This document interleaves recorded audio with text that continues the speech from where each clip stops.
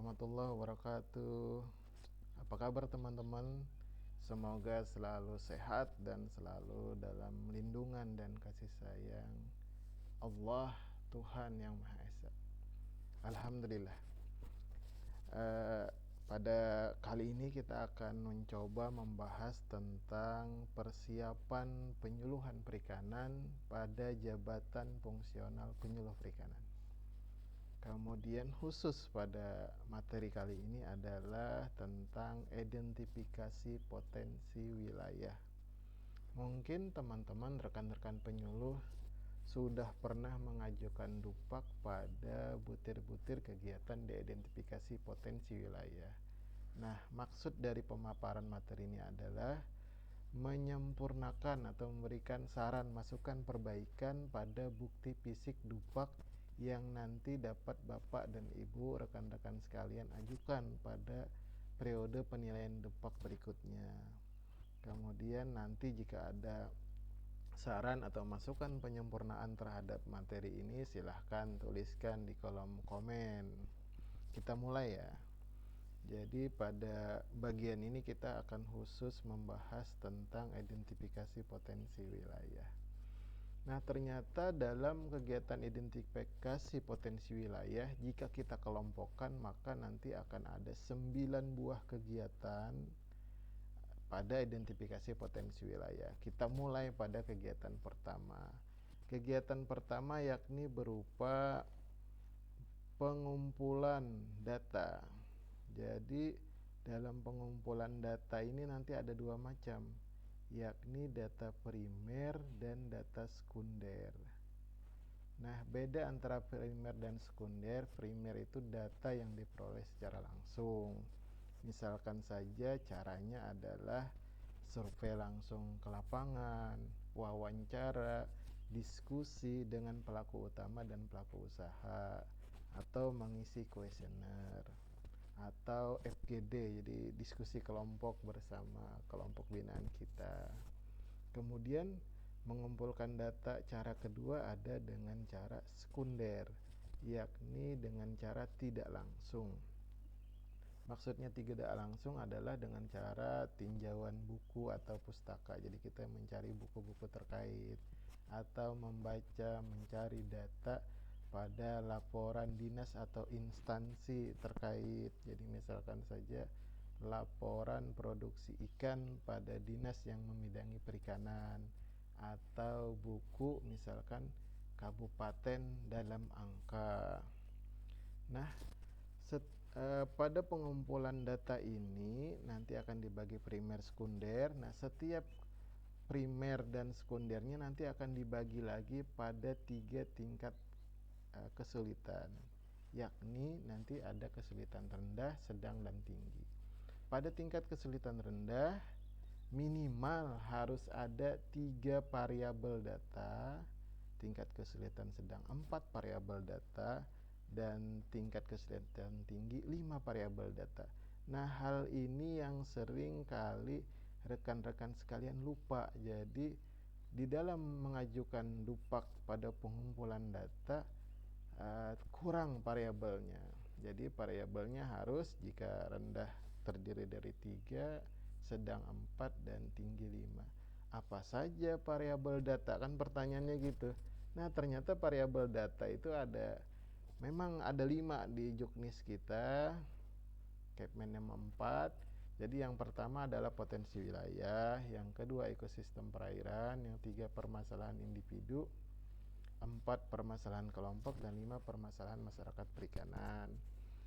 Nah, begitulah. Jadi jika kita akan mengumpulkan data, poinnya adalah kita harus memperhatikan tingkat kesulitannya dan ketersediaan variabel yang dalam data kita. Nah, hal ini juga nanti ketersediaan variabel ini juga harus ada nanti pada kegiatan kedua, yakni mengolah data. Mengolah data itu hanya berupa kegiatan pemeringkatan kategori, pengelompokan, pengurutan, atau pemeringkatan. Dengan kata lain, menyajikan data yang kita kumpulkan dalam tabulasi, tabel. Jadi menyajikan data yang kita kumpulkan dalam bentuk tabel itu disebut mengolah. Nah, yang teman-teman rekan-rekan harus perhatikan adalah ketersediaan variabel. Karena nanti dalam mengolah data tetap nanti ada 3, yakni mengolah data tingkat kesulitan rendah, sedang, dan tinggi. Dan berlaku sama dengan mengumpulkan tadi. Kalau rendah harus terdiri dari 3 variabel, sedang itu 4 variabel, dan tinggi 5 variabel. Ingat variabelnya apa saja: potensi wilayah, ekosistem perairan, permasalahan individu, permasalahan kelompok, dan permasalahan masyarakat perikanan. Kemudian kegiatan yang ketiga pada identifikasi potensi wilayah adalah membuat peta usaha perikanan. Nah, di dalam pembuatan peta usaha perikanan itu juga ada 3 tingkatannya, yakni tingkat kesulitan rendah, sedang, dan tinggi. Nah, kecukupan unsurnya juga sama dengan tadi ternyata. Rendahnya harus 3 unsur, sedangnya 4 unsur, kesulitan tinggi minimal 5 unsur. Unsurnya apa aja? Oh, ternyata unsur-unsurnya di sini ada 7 yang dapat kita pilih. Jadi dari 7 ini kita pilih, misalkan kita membuat peta usaha perikanan tingkat kesulitan tinggi, berarti kita harus memilih 5 dari 7 ini yang minimal ada. Apa saja yang 7 itu? Yang pertama deskripsi umum wilayah, yang kedua penggunaan lahan, yang ketiga sembaran komoditas, kemudian bidang dan segmentasi usaha, kemudian yang berikutnya letak sentra usaha, kemudian penyebaran kelompok binaan, kemudian dan sarana serta prasarana penunjang. Untuk memudah membayangkannya, kita akan lihat nih contoh peta di wilayah kerja saya. Kebetulan saya di wilayah kerja Kecamatan Lianganggang. Jadi ini peta usaha perikanan di Kecamatan Lianganggang. Nah, tadi unsur yang pertama yang saya ambil adalah sebaran kelompok binaan. Kebetulan saya membina 14 kelompok, 9 kelompok budidaya, kemudian 4 kelompok pengolahan, dan 1 kelompok penangkapan ikan dan pokmaswas. Nah, unsur kedua yang saya ambil pada peta adalah deskripsi wilayah. Jadi menceritakan Kecamatan Lianganggang terdiri dari 4 kelurahan yang ditandai oleh wilayahnya pada warna berbeda pada peta. Kemudian jenis usaha yang tadi kelompok pembudidaya ikan misalkan saya warnain biru. Kemudian yang pengolah pemasaran diberi legenda warna kuning, dan penangkapan ikan diberi legenda warna merah. Nah, ini mencukupi unsur jenis usaha. Kemudian unsur berikutnya, unsur keempat, sentra usaha perikanan. Di antara beberapa kelurahan ini, mana yang paling banyak kegiatan perikanannya, atau sebaran kelompok kita, binaan kita yang paling banyak ada di kelurahan mana? Nah, kebetulan di kasus saya adalah di Kelurahan Landasan Ulin Utara. Sehingga sentra perikanannya saya warnain khusus. Di sini kebetulan biru langit ya, biru muda. Kemudian menjelaskan bahwa itu adalah Kelurahan Landasan Ulin Utara. Kemudian unsur berikutnya adalah lahan menurut penggunaan. Nah, dengan peta 5 unsur ini maka memenuhi syarat diajukan pada Dupaknya sebagai peta usaha perikanan pada tingkat kesulitan tinggi. Kita lanjut lagi. Setelah membuat peta, maka kegiatan keempat adalah menganalisis data. Apa itu kegiatan menganalisis data? Oh, ternyata kegiatan menganalisis data adalah kegiatan lanjutan dari mengumpulkan dan mengolah data. Jadi setelah datanya dikumpulkan, diolah, kemudian tadi kita membuat peta, maka harus dianalisa nih. Dianalisa itu pemberian makna terhadap data. Jadi harus ada pemahaman arti pada data. Analisa apa saja yang bisa kita lakukan? Nah, pada kali ini saya akan coba mencontohkan dengan 3 buah analisa sederhana. yang banyak digunakan oleh teman-teman penyuluh. Jadi ini hanya sekedar analisis data. Contohnya yang pertama adalah menggunakan analisa pohon masalah. Dalam penggunaan analisa pohon masalah ini, perangkat yang kita gunakan hanya gambaran sebuah pohon. Jadi kita merincikan permasalahan-permasalahan di dalam sebuah analisa pohon. Jika ke bawah itu pertanyaannya adalah disebabkan oleh apa? Misalkan begini, pendapatan pada kelompok Minarahayu di Kelurahan Landasan Ulin Tengah, Landasan Ulin Utara rendah disebabkan oleh apa kira-kira nih. Nanti kita diskusi FGD bersama kelompok, kira-kira apa ya yang menyebabkan pendapatannya rendah. Oh, ternyata memang produktivitasnya rendah.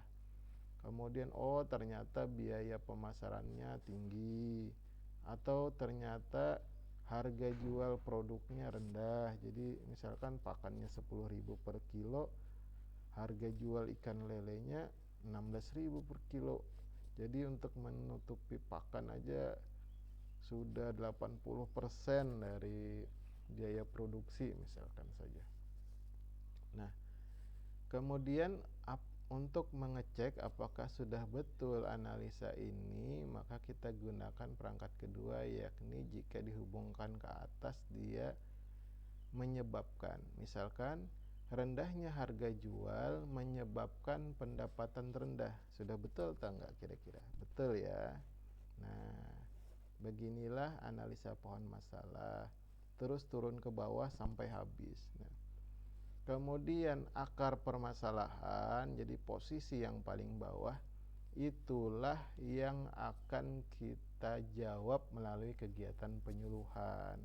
Jadi misalkan di sini belum menggunakan benih lele jenis unggul. Nah, berarti nanti penyuluhan kita materinya adalah bagaimana caranya sosialisasi penggunaan jenis ikan lele unggul. Kemudian contoh analisa kedua yakni analisa dengan analytical hierarchy proses. Menurut saya ini analisa yang terbaik, tapi agak sedikit sulit, tapi tidak sesulit yang dibayangkan.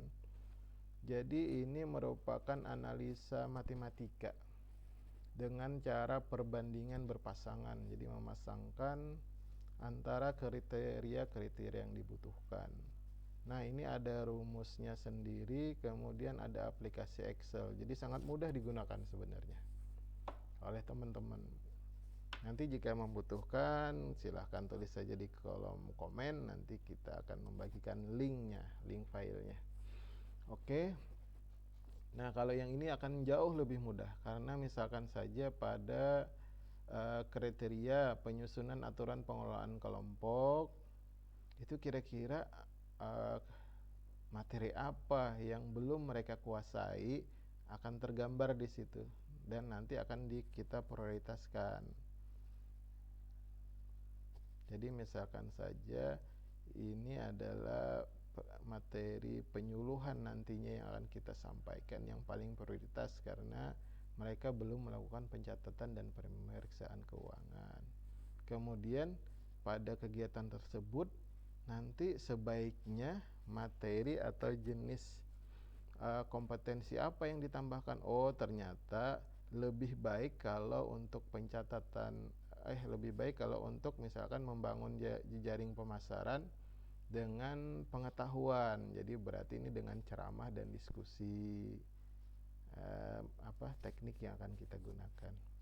Kemudian kita menginjak pada contoh analisa data yang ketiga, yakni penggunaan SWOT. Nah, ini yang paling banyak teman-teman sudah lakukan, analisa SWOT. Jadi melihat kelebihan, kelemahan, peluang, dan ancaman. Kemudian nanti dinilai mana kegiatan prioritas yang dapat kita lakukan untuk mengembangkan sebuah kegiatan. Nah, demikian tadi itu adalah kegiatan menganalisa data. Sekarang kita lanjut pada kegiatan kelima, yakni membuat data monografi wilayah. Data monografi wilayah adalah gambaran suatu wilayah yang berisi setidaknya ada 3 unsur. Yang pertama sumber daya alam, yang kedua sumber daya manusia, yang ketiga sumber daya penunjang. Kemudian yang keenam adalah merekapitulasi rencana usaha kelompok. Nah, pada usulan Dupak teman-teman, banyak yang tidak dapat dinilai menjadi angka kredit rekap rencana kegiatan usaha kelompok karena tidak menggunakan formulir 10. Jadi harus menggunakan formulir 10. Bagaimana bentuknya formulir 10? Hanya satu lembar loh teman-teman. Jadi sangat mudah. Ini dia formulir 10. Formulir 10 jadi merupakan rencana usaha bersama di tahun tertentu. Nanti kebutuhan rencana usaha kelompoknya ditulis dalam sebuah siklus usaha, bisa harian, mingguan, atau per musim. Nah, pada contoh kali ini saya menyajikan yang mingguan. Kemudian nanti rencana usaha bersama ini tidak dinilai setiap buahnya. Jadi hanya dinilai sebanyak jenis usaha per tahun. Misalkan kelompok binaan kita seperti saya tadi ada 14 dengan jenis usahanya 3 macam. Budidaya, pengolahan pemasaran, kemudian penangkapan ikan. Maka yang dapat dinilai hanya adalah sejumlah 3 buah rekap rencana usaha per tahun. Oke, kita lanjut pada kegiatan berikutnya, yakni menyusun rancang bangun atau rekayasa bisnis berbasis perikanan. Nah, ini rancang bangun rekayasa bisnis ini merupakan semacam proposal kegiatan yang dapat dilakukan untuk mengembangkan suatu wilayah atau kawasan tertentu. Kemudian menyusun rancang bangun, kemudian dengan kegiatan nomor 8 merumuskan kebutuhan teknologi perikanan, itu disusun dalam sebuah format standar. Format standarnya itu minimal terdiri dari 4, yakni pendahuluan, metodologi, kemudian hasil dan pembahasan, serta kesimpulan. Nah, itu yang paling minimal. Sempurnanya jika ditambah satu lagi, yakni tinjauan pustaka atau beberapa pendapat ahli tentang hal tersebut.